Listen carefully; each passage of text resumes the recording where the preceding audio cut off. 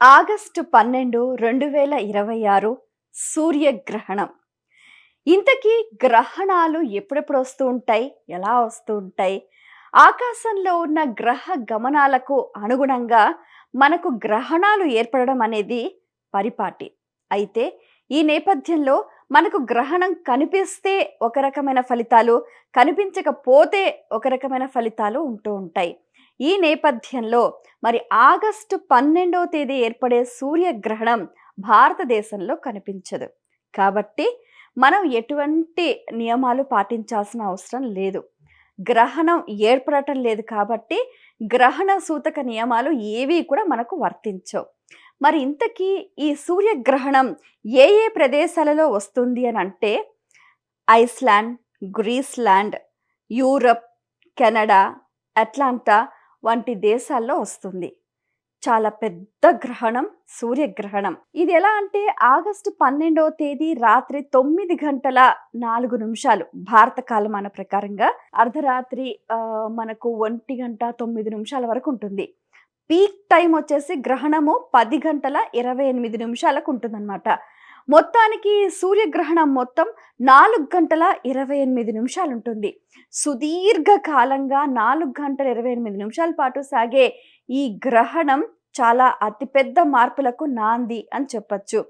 అయితే ఈ సూర్యగ్రహణం వల్ల ఎన్నో రకాల ప్రభావాలు కూడా చోటు చేసుకునే అవకాశం ఉంది. అయితే ముఖ్యంగా ఏంటంటే దేశాల మధ్య, రాజుల మధ్య పొరపొచ్చాలొచ్చే అవకాశాలున్నాయి. కొన్ని జల ప్రళయాలు సంభవించే అవకాశాలున్నాయి అని చెప్తున్నారు. ఈ నేపథ్యంలో అసలు ఇంతకీ గ్రహణ సమయంలో ఏం చేయాలి? ముఖ్యంగా ఏ దేశం వారికి ఈ గ్రహణం వర్తించినా ముఖ్యంగా ఆహార నియమాలు అనేవి పాటించాలి.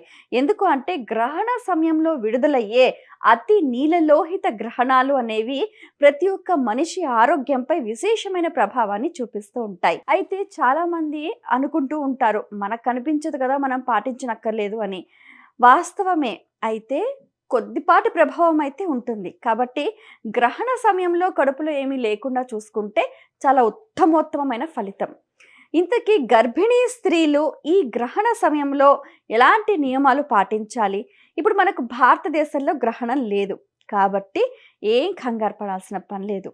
విదేశాల్లో ఉన్న స్త్రీలు, అందులో మనవాళ్ళు ఎవరైనా కూడా గర్భిణీగా ఉంటే వారు ఏంటంటే చక్కగా ప్రశాంతంగా పడుకుని ఎటువంటి ఎలక్ట్రానిక్ పరికరాలు కూడా వాడకుండా చక్కగా భగవన్నామ స్మరణ చేస్తూ వారు విశ్రాంతి తీసుకోవడం అనేది ఉత్తమోత్తమైన విషయం. తర్వాత గ్రహణ సమయంలో అటు ఇటు ప్రయాణాలు చేయకూడదు, ఆహారం స్వీకరించకూడదు, తర్వాత ఏ రకమైన పనులు చేయకూడదు. ఎందుకంటే ఒకవేళ మనం బాహ్యంగా బయట తిరిగామనుకోండి, ఆ కిరణాల ప్రభావం మన మీద పడే అవకాశం ఉంటుంది. కాబట్టి తగిన జాగ్రత్తలు తీసుకోవాలి. ముఖ్యంగా చెప్పొచ్చేది ఏంటంటే ఆగస్టు 12వ తారీఖు ఏర్పడే సూర్యగ్రహణం మన భారతదేశంలో కనిపించదు కాబట్టి, అందులోనూ ఈ గ్రహణం రాత్రి సమయంలో ఉంటుంది కాబట్టి ఎవ్వరూ పెద్దగా కంగారు పడాల్సిన పని లేదు.